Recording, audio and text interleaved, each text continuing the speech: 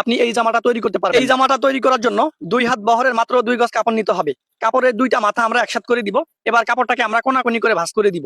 কাপড়টা কোনাকুনি করে ভাঁজ করে দেওয়ার পর এখান থেকে একদম নিচের দিক থেকে আমরা উপরের দিকে 22.5 ইঞ্চি পরিমাণ লম্বা দাগ দিব।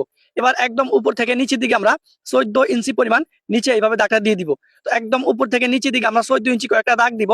দাগ দেওয়ার পর এই দাগটা আমরা এখান থেকে এইভাবে রাউন্ড করে দিব। এবার উপরে যে দাগটা দিয়েছি এই দাগ থেকে আমরা 22.5 ইঞ্চি পরিমাণ নিচে এটা ঘুরিয়ে ঘুরিয়ে আমরা কিন্তু দাগটা এইভাবে দিয়ে দিব। দেখেন জামাটা সেলাই করার পর জামাটার লম্বা হবে 24 ইঞ্চি পরিমাণ।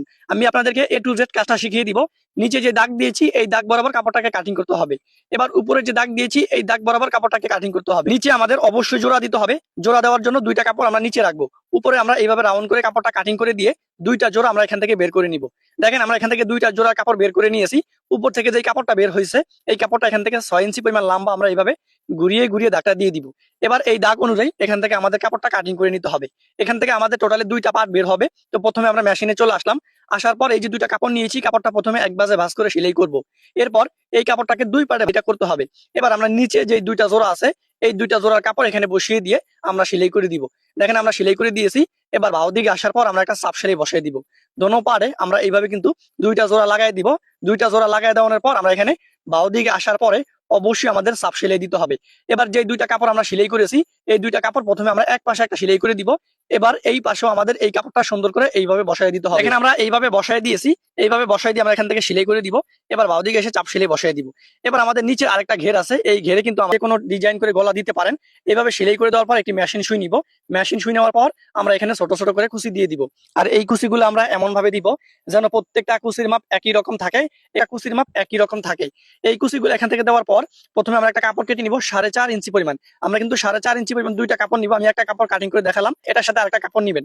এরপরে এই কাপড়ের সাইড গুলো মানে যে কোনো এক সাইড আমরা যে কাপড়টা নিয়েছি এই বড় কাপড়টার উপরে ছোট কাপড়টাকে বসিয়ে এই মাথা থেকে শুরু করে এই মাথা পর্যন্ত একটা সেলাই করে দিব। এখন আমরা বাহুর দিকে আসবো মানে জামাটার মেইন পারে বাহুর দিকে আসার পর এই কুচির কাপড়টা আমাদের উপরে রাখবো। এখানে উপরে রেখে কিন্তু এখান থেকে ঘুরিয়ে ঘুরিয়ে সেলাইটা করে দিতে হবে। তো আশা করি আপনারা বুঝতে পারতেছেন কেন আমি জামাটার নাম দিয়েছি 3 তলা কুচির জামা। দেখেন এখান থেকে আমরা এই কুচির কাপড়গুলো বসিয়ে দিয়েছি। মাথায় এসে আমরা এখানে যদি উপরে বাতি কাপড় থাকে এই বাতি কাপড়টা কেটে দিবেন। কেটে দেওয়ার পর এই মাথাটা এখান থেকে সেলাই করে অ্যাডজাস্ট করে নেবেন। দেখেন এখান থেকে আমরা সেলাই করে অ্যাডজাস্ট করে নিয়েছি। তো দেখেন এখান থেকে সেলাই করার পর এই খোলা অংশটা এখান থেকে আবারও পুনরায় সেলাই করে আটকে দিবেন।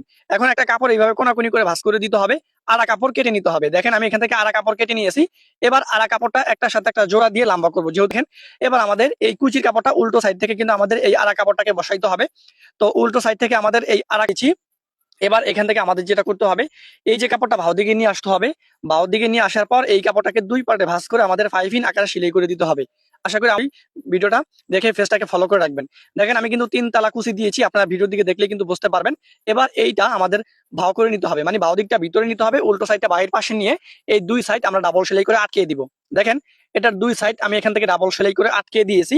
আপনারা কিন্তু অবশ্যই দোনো সাইড ডাবল সেলাই করবেন। দেখেন আপনারা দোনো সাইড ডাবল সেলাই করে দিবেন। জামাটার নিচে একদম চিকন করে কাপড়টা ভাঁজ করে সেলাই করবেন। দেখেন আমি একদম